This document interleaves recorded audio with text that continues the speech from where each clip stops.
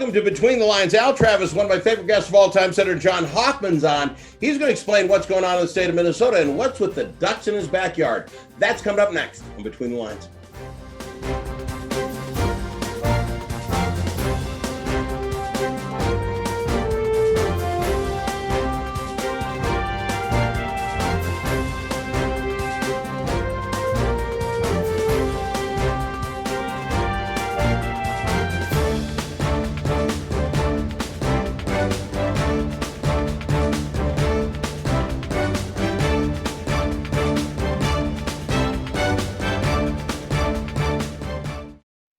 You're not just one of thousands.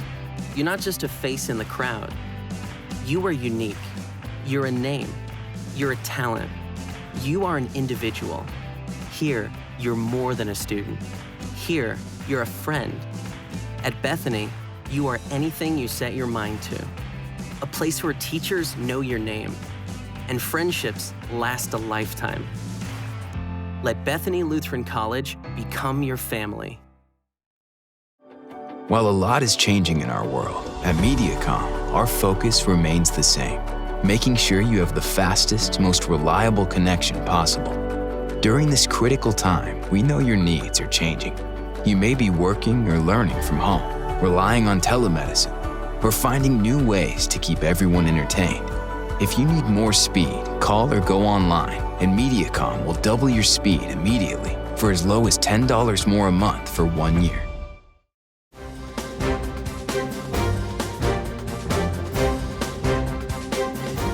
Welcome back to Between the Lines. Senator John Hoffman, no stranger to the show. We love having him on. He tells it the way it is, and I love that about him. Senator Hoffman, I got to ask, because I Facebook stalk you and your wife, what's with the ducks in the backyard? I don't get it. Every year, doesn't swimming pool water kill ducks or something? Or how do they survive in that water? It's funny because the every year it's so the pool's covered with the winter tarp and the stuff's around it, right? And then all the snow, I just dump the snow in there, and then it sits in. And every year, the same two ducks all of a sudden just show up in our backyard. They just walk around our backyard, and our two Shih Tzus, our rescue Shih Tzus, they go running out there. And it's funny because Louis, he went running outside and he went, and then he stopped barking and he looked and he's like, oh, and then he kind of turns around because he realized it was the same two ducks, and they just kind of looked at him like, what? And then they go over by our bird feeder, and there's bird feed that falls on the ground, and they're over there, they're cleaning up all that stuff, and they're going around and they're digging and doing their thing, and then they jump into first it was full of ice, right? Yeah. And then they're cleaning up whatever's in there. Every year they come back, and it's just absolutely floors me, and it's melted snow, and it's going to sit on there until I pull the tarp off, and then they go away, and it's just like they fly in for 2 minutes, say hi, and they fly out. It's kind of like we're a sanctuary. It's like flying from here to San Francisco, and you got a job in Jamestown, North Dakota, and we're the Jamestown, North Dakota duck flyover. So you've named them, I presume. Yeah, Dorothy and Toto. Our daughter actually named them years ago, and now this is funny until someone of them gets shot by a hunter somewhere, and I don't even know. 14 years. How long does a duck live? I don't know, and I see, Al, maybe somebody in the greater Mankato area that's listening, to the radio side of this will know the average stay of a duck, and then answer this question. So if it's not that duck from 14 years ago and his bride, then it's the offspring that they had. Is it somehow in their, I don't know, DNA, or is it in their who knows? I don't know. It's Dorothy and Toto. There they are. It just comes back to me, the old John Wayne line, don't name something you might have to eat someday. I don't know, John, but that's on you. Let's talk. We've never had duck before. Come on. That's pretty good. You city guys don't like that humor as much as us out here in the middle. That's like that joke about what is the duck do? They throw it up. They throw the duck up. There's a play pigeons. I don't know. It's like you know what, Al? I should have listened to my old radio. My radio wife years ago just said, "Don't even try to be funny, John, because you're not funny." So I'm not even going to try to be funny. You're naturally funny. We got to cover some stuff, otherwise we can say, "Why did we talk to John about ducks the whole day?" COVID. I don't know if you've heard of this virus thing, But you are on the long-term, right? You are on committee, aging and long-term care. I've been starting with this for the last couple of weeks. I can't imagine a segment of society harder hit, obviously, than the long-term care facilities. I'm asking you this. It's not a trick question. We'll go to break after you give me an answer. How do you grade us? Now, we're only a year, looking back a year. 10 years from now, we'll be able to grade a little better. But how do you think we did in taking care of those folks that ended up being, the most vulnerable? C minus. Wow, see, you guys are all in the same ballpark. Everybody's going to give me a C, maybe a B. But I'm going to say, I'm going to give you credit for this. I don't think that's that bad in a once-in-a-lifetime pandemic when we don't know what's going on. But I want to talk with you, if you're okay if we go to break just a quick bit early. When we come back, what I'd like to know from Senator John Hoffman on this committee, how would we do it better? And I'm going to lead with, we used to lock up the people who were sick. This time we locked up everybody. We wouldn't even let people go see grandma at the nursing home. I want to talk with John Hoffman on that after this on Between the Lines.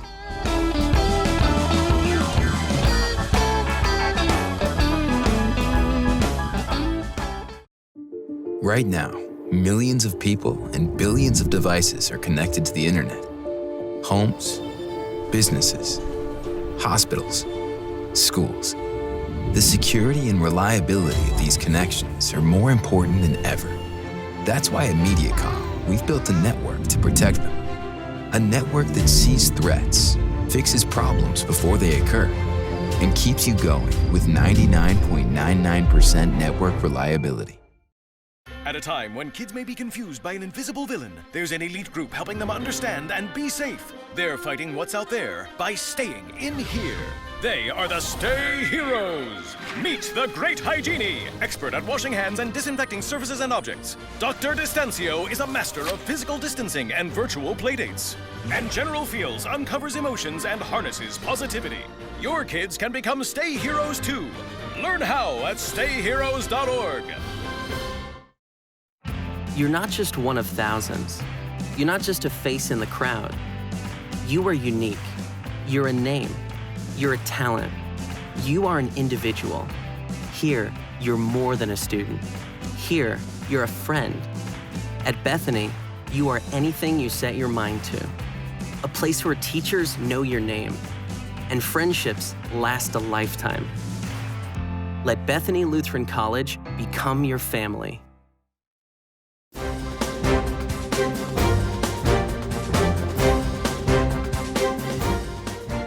Not the greatest topic of all time, Senator Hoffman. It's tough. It's tough when you're on this committee, but I presume that's all everybody talks about when you go to committee meetings. COVID rocked our long-term care facilities. I don't know, 65% of the people who passed from this disease were in them. We put them away. We locked the doors, said no hugging, no kissing, no doing. How do we do it better, John, if you're going to say the next time, God forbid, this is what we got to do? Well, I'm not an entomologist or I absolutely do not have the right acronyms. But somebody who studied sociology and somebody who understands human interaction, we could have done better. And I think one of the things that we had to keep asking, long-term care, we were on that aging and long-term care was, how you vetted out this information. Why did we all of a sudden start with a segment of the population, then we shifted, to childcare? Why did you shift? I mean, it was those questions, the theological questions, and of course, there's always some scientific background to it. But the thing that I kept hearing from advocates and even former elected officials on both sides of the aisle was, some of those states that started with 90-year-olds plus, got them all done, then 80, got them all done, then 70, got them all done, then 60, got them all done, right? Then the rest of us kind of do this thing. Had less folks in that older population dying because of the fact that they targeted and focused on that. So this was a mean virus. I mean, this is a mean virus, I should say. How do we live with this mean, nasty virus? And how can we do things better going forward? Engaging more individuals in the conversation is one way to do it, because when you're the Department of Public Health, regardless of a state, your primary concern is for the safety and well-being of all the people that are in your jurisdiction, right? Yep. And in this case, their job was to contain this virus. And so I guess if they're scientifically saying they contained it the best they can, so be it. But I think we still have a public obligation to ask them, is this the best way to contain this virus and how you did it? And, the optics of this say no. But again, I'm not an expert. I'm not a specialist, but that's what I'm hearing back from people, Al, was, why did you start with the 90 plus and then 80 plus and then do that? Right. And they'll look back on this and bust all that down. I don't disagree. Mine is more of an idea. And, when we figure things out and it's a growing process, but as we tape this week, CDC comes out and says, it doesn't have to be 6 feet. It could be 3 feet, the distance thing. Yeah. Well, when did that change in the last 12 months? Virus? What? So you get kind of 14 days. It's not 14 days, Al. It's what, 7, 5, 6? I mean, who knows, right? It's like, yeah. But then my point is with the old folks in nursing homes, maybe we wouldn't have to close the wall down so no one could be with them. Maybe we might quite possibly walk around. So let's walk around with our yardstick and 3 feet. Well, great, okay, but then again, I don't think a virus understands the tape measure thing, right? It's just like, why don't you understand? Remember the whole thing about our personal space? You're within my personal space. Stay out of my personal space, right? I like that. Keep your masks on. I am absolutely going to wear this no matter what.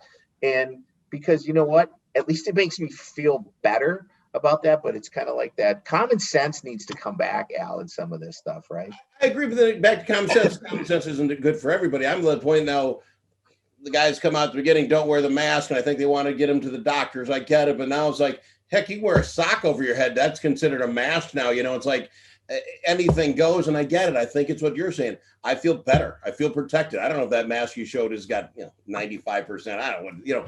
No one knows. We're a year into this. We should know this stuff by now. The next time there's a virus, we should know if masks worked or not. We should do a study. Well, yeah, I got the 95ers right here, Al. Right. There's the K95, those are good. And then of course, you can get those, wonderful, things made up like that. I'm actually, this one's for you. So I'm going to do my 30 seconds of box on your mask. I gotta write that down because I got a thing for you. I gotta go to break, but I want to ask you this quick going in, and it's not to set you up. It's not. I want to talk executive powers coming up. Yeah. No, here's the thing. Governor, the head of the MDH and his second in charge or whatever, we're in the same room as somebody who got the vid. Not good. Got it. Governor's got to go home for 14 days. John, why has he not had the shots? What? Guy's got executive powers, but he's got to go home for 2 weeks. Why would he not? And I'm not ripping on him, but I'm like, be one of the first. You're in charge of the state with executive powers. You can't go home for 2 weeks. I didn't get a shot. I haven't gotten a shot yet. I'm waiting for Grandpa and Grandma to get the shots, right? I'm keeping my distance. I know Governor Walz, and you're no Governor Walz. My point is, John, if you get it, quite possibly the Senate will still go on. This guy gets executive powers to run everything, and then he goes home. Oh yeah. He should have been the first, right? I mean, it would have been. Just symbolically for no other reason. The head of the I'm just saying, the MDH gal's got to go home now, and it's like, wait, we're in a pandemic. It just optically looks bad. And it's the Minnesota. Come on, Al. That's the Minnesota nice thing. We all, I might feel, because I did, the honest to God, and people will appreciate this thing. Well, I don't want to be the first to get it because, what's the optics in that? That's exactly what I was saying too. It's like, and then we're sitting there at home and my wife and I are in this conversation and she's mad because her sister, former state rep who's 69 years old, lives in Minnetonka, right? Guess where she got her vaccine? Finally got her vaccine. Guess where she had to go? Brainerd. She had to drive all the way to Brainerd to get it. And so here's, somebody 69, and then Yvette and I are having this conversation, and you were actually starting to feel like, whoa, we could go get our shots in Hutch, right? We could drive to Hutchinson because that's where it was, it was open. And then we said, well, but then what about our neighbor who hasn't got it? So we're having this Minnesota, what is that? The guilt and shame all just built in one. It's like, why the hell did we do this to ourselves in Minnesota? We have this guilt and shame. It's a shame complex. Oh, not good enough. It's the Lutheran in us. I'll tell you, it's the Lutheranism. They absolutely beat that into as a child. There it is. It's every little Lutheran church in Carver County, McLeod County, all these little counties out there with all these, every 2 miles you got a Lutheran church. Well, that's a Missouri Synod Lutheran church, but it ain't a Wells, the Wisconsin one. It's the You're gonna get us in trouble. Let's go to break. We'll talk some policy stuff, but I just think optically it looked bad. I think the governor, he has the right to take it or not. I think in Minnesota everybody should. And if he doesn't feel like, don't. It wouldn't matter if you didn't have executive powers to run the whole state. It just looked bad. We'll go to break. We'll come back. We'll talk some taxes and whether anything's going to get done this session next with Senator Hoffman on Between the Lines.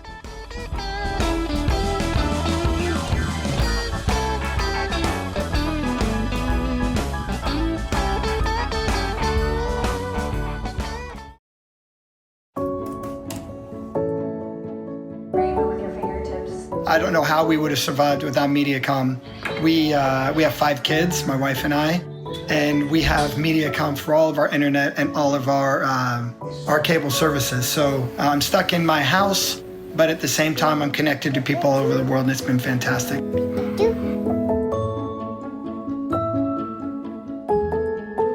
Thanks to Mediacom, I've had reliable internet to continue to work business as usual, that I can continue to provide for myself and my family.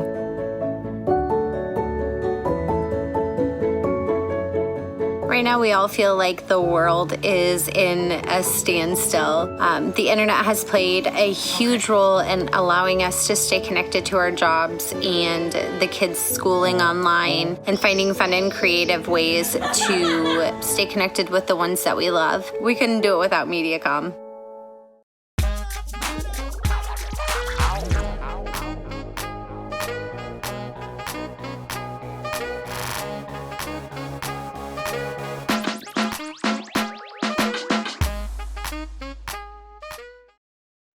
You're not just one of thousands.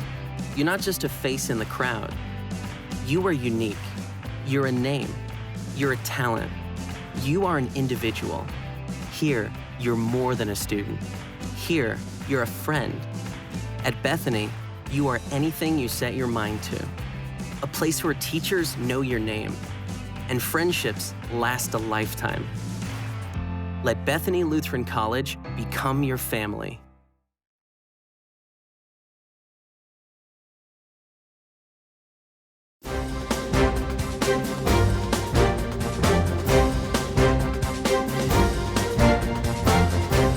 Welcome back to Between the Lines. One of my favorites, Senator John Hoffman, on the line with us. 36. Tell folks where District 36 is. It's beautiful. The 3 cities, Champlin, Coon Rapids, and Brooklyn Park, all surround that beautiful body of water called the Mississippi River, Al. So there you go. It's fantastic. Let me ask you this: get real hard work. I want to get a real good answer out of you. Right now, Minnesota is the only state that if your company gets PPP loans, we're taxing some of that. Republicans are up in arms like, the guy needs money to survive. Why are you taking the money from him? It's an interesting argument to do that. I'm going to throw this out with you as well. Governor comes out. He's interested in a tax increase. At the same time, we have a surplus, which I don't know how you guys did that. Way to pinch the pennies, John. How we have tax. I'll tell you exactly how that was done, Al. It was on the backs of people with disabilities. The federal Medicaid assistance programs, FMAP, if you look it up in their thing, they booked a few $100 million to the bottom line. And so you can thank those folks on the federal Medicaid assistance programs that absolutely went to the bottom line on that one. That's just my opinion on that, but it's. Thank you for that, because I'm sitting there, how in the world no one's working and we made more money? I love that. But call Jim Abler, ask him about FMAP. He'll tell you all about it. So I call the Department of Human Services Commissioner, and she knows. Yep, it was FMAP money, but I'll ask. At the same time, the federal government's sending us $4.8 billion to spread around. Just John. Tell me about taxes. Should we be taking taxes from the federal money that people are getting to survive their business? Should we be raising taxes during a COVID epidemic? And if we've got extra money lying around, is this the time? Oh, God, you got an hour you want to talk about this? I'll have you back. Number one, PPP. I don't think you should be taxing those gifts that are there, right? I mean, that's just something. But there is a cost to it. I don't know why the feds didn't set that up from the beginning. Now each state has to fix it. We have to fix it. Number two, in the time of COVID, the only people that were making really, really big fat dough were those organizations. I don't know, I'm going to get in trouble. Walmart, Target, those big conglomerates that they were making tons of money. United Health, tons of money. The HMOs, Health Partners booked a whole bunch of savings, big time dollars, right? And their CEOs, Health Partners, top 33 people make $22 million. So, okay, here's what I think. I still think there's a problem with taxation in Minnesota. Everybody says we're overtaxed. Yeah, we're overtaxed. We're overtaxed on the business side. But the highest 1%, Mark Dayton had it right. And I miss Mark Dayton. Mark Dayton had it right. He's like, we need to pay more taxes. And he was talking about his generation of 1%ers, right? 2%ers. They're not paying the same amount per cap, fairness, right? 9%, 12%, whatever that's a debatable thing, right? So I still think there needs to be some equalization that occurs under your income tax side of it. So setting that aside, right? Yep. He wants to raise $1.9 billion in taxes. Okay, well, most of that money is going to go to help people with disabilities and grandpa and grandma. Then I'm all in. But you know what? Until you see how it's going to do it, it doesn't make any sense. And the fact is we are in a surplus, but it's one-time money. So there's really, and it's better than being a projected deficit. We were looking at $3.6 billion deficit. Thank God we are fiscally vigilant with our money in Minnesota. I think we still need to be fiscally vigilant. I think we need to protect those people on the PPP, but make sure it goes to the individuals and not those huge conglomerate organizations out there that booked billions of dollars in income increases. You and I might be on the same side of this. I'm just saying optically, I think it's bad to go after people, whether they make 22 million. I don't know those people, but going after them while we're in all this. But I think if you said, I want to get that same money, but I want to get out of Target, who during a pandemic puts out a press release that they made $15 billion more than normal. It offended me. Don't send me press releases that offend me. When the gal next door down the street down here, she can barely keep her darn doors open trying to get by this thing. And then Target, hey, we made $15 billion. Find a way at Target, Amazon, Target, the Walmart. You figure that out, John. You got my vote. How much did Bezos pay in personal income tax last year? Like nothing. Yeah. Zippo. Richest person in the entire industry, the entire world, and he pays zero. Oh, but he buys a lot of stuff, and he produces. I'm sick of the and the but crap. That's going back to your Minnesota excuses. It's that Minnesota. No, Al, you know what? That dude didn't pay any taxes on his money. Why? Man, I can't interview you in a half an hour. We're going to do some radio sometime when we got some long time available to us because you're too much fun. I got to go because of time constraints. I'm going to give you 30 seconds of box after I thank Minnesota Cable Communications Association, Innovative Marketing Techniques, Bethany Lutheran College, Comcast, and Mediacom. You for watching. Senator, give me your best 30 seconds. You know what, Al, it's always a pleasure talking to you. And from the minute we first met, over broadband discussion. We're still having broadband discussions, but the minute we met over a farm in the Oliver Kelly farm in central Minnesota, I'll never forget that. And I've enjoyed every minute I get to chat with you. And yeah, half hour is never time enough. You know what, folks? Mask up. Al, this one's for you. I'm going to get you one of these. My 30 seconds in the box. I got it for folks who don't know. John was on my show, the very first Senator Hoffman, and at my 30 seconds in the box, I ripped something was getting $3 million in some old antique farm for Wi-Fi, and I'm being all smart alecky and saying it's an antique farm. Tell the kids put their phones down. We go to break. John goes, "That was my bill." So we come out.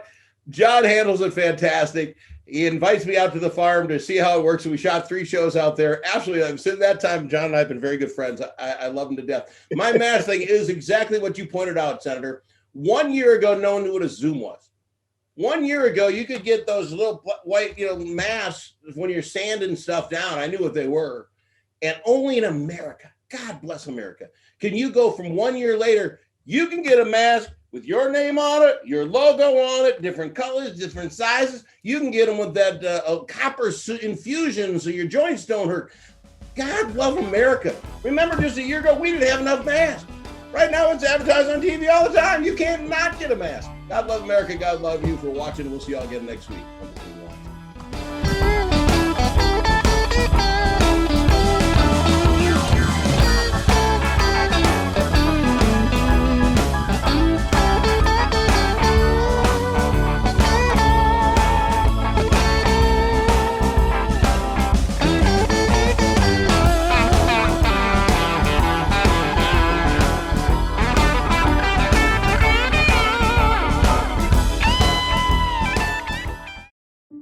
Right now, millions of people and billions of devices are connected to the internet.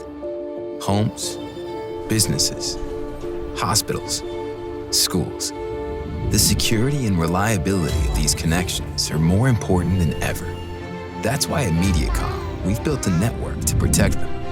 A network that sees threats, fixes problems before they occur, and keeps you going with 99.99% network reliability. You're not just one of thousands. You're not just a face in the crowd. You are unique. You're a name. You're a talent. You are an individual. Here, you're more than a student. Here, you're a friend. At Bethany, you are anything you set your mind to. A place where teachers know your name and friendships last a lifetime. Let Bethany Lutheran College become your family. This is the story of a boy who didn't talk for a long time. The boy liked things to always be the same. Any changes would scare and upset him. The unknown was an unfriendly place. The boy was very sensitive to lights and sounds. So he built secret hiding places where they couldn't get in. The boy didn't like looking people in the eye. He wasn't trying to be mean, it just made him feel uncomfortable. Sometimes he would flap his arms again and again. One day, I found out I have something called autism. My family got me help. Slowly, I found my voice and learned all the ways I could live with it better. Early intervention can make a lifetime of difference. Learn the signs at autismspeaks.org. The black truck? Hey, Christina from accounting. Yeah, hi. Hey, I used to date a girl named Christina. Oh, really? Yeah, and then she dumped me for my best friend. You want to see some photos of them that I took? I don't. I thought we talked about this, buddy. Buzzed and overshared again? Yeah. Yeah. I'm gonna call a car. That's a smart idea. So yeah, I know, that's why I did it. Hey, you're gonna get back to the top of the mountain. Does that mean I'm gonna get back with Christina? No. Oh. No.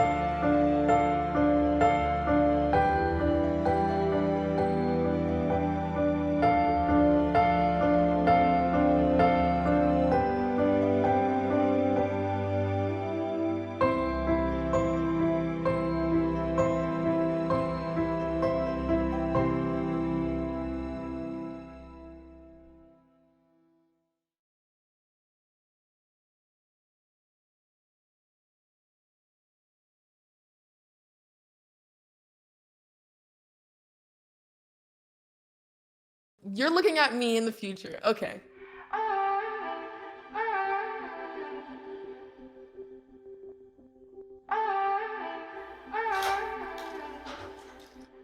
Hi, Isaac. Hi. Wait a second. Do you know who I am? Julia. This is Jaina. Into the future. I just wanted to talk to you about what happened with those two girls. Oh, yeah. Do you remember it was this girl that I was getting bullied by that one day at PE when they were like yelling at me, and then you just linked arms with me? I don't think you know how much like that helped me, because like I finally like knew that I had somebody. Because of you, Isaac, and what you did for me years ago, I grew up to be more independent and love myself and just be a little bit more confident. Aw, I'm like a little tearing up right now. Just to see her in the future just blossom and look beautiful, and that was really amazing.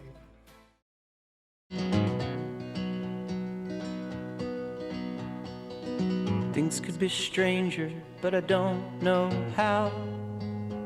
I'm going through changes now. Could spend a lifetime trying to figure it out. I'm going through changes now that have just begun under a purple sun. There's many reasons we are what we've become. I'm going through changes now.